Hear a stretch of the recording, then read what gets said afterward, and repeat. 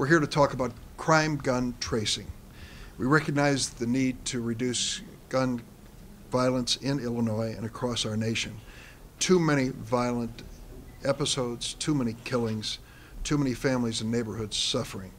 This isn't a problem we can solve overnight, but we can make great strides in reducing the violence by identifying those who commit gun crimes and the traffickers who put these guns into the hands of criminals.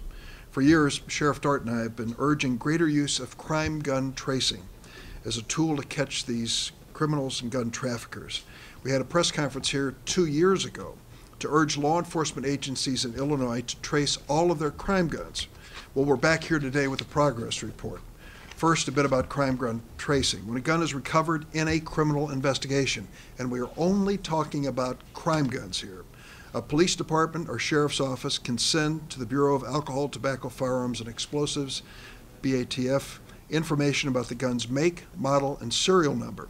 ATF can then trace the gun from the manufacturer to its first retail purchaser. This information generates leads in solving crimes. ATF makes it free and easy for local law enforcement to trace guns. They have an online tracing program called eTrace. It makes it available free to law enforcement agencies.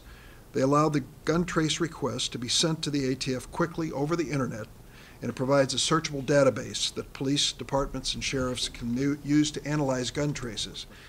eTrace is an important law enforcement tool.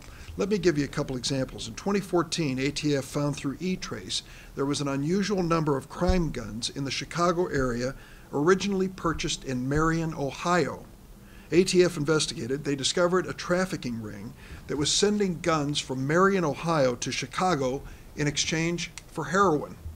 At least 30 crime guns were trafficked into Chicago by this ring. So far, 9 people have been indicted on federal charges. Then again last August, 2 men from the west suburbs were indicted for providing dozens of firearms to gang members in the Chicago area. ATF used eTrace to connect the number of recovered crime guns back to these 2 individuals. And through crime gun tracing, we know that between 2009 and 2013, 60% of crime guns recovered in Chicago came from out of state. The main out-of-state sources for guns were Indiana, 19% of all crime guns, Mississippi, 6.7%, Wisconsin, 3.6%. Now, this crime gun tracing works. There are over 800 police departments and sheriff's offices in our state. Back in 2006, 150 out of the 800 were tracing their guns through the system. So I wrote letters to all of them, said, let's get on board. It doesn't cost you anything. We're going to solve some crimes.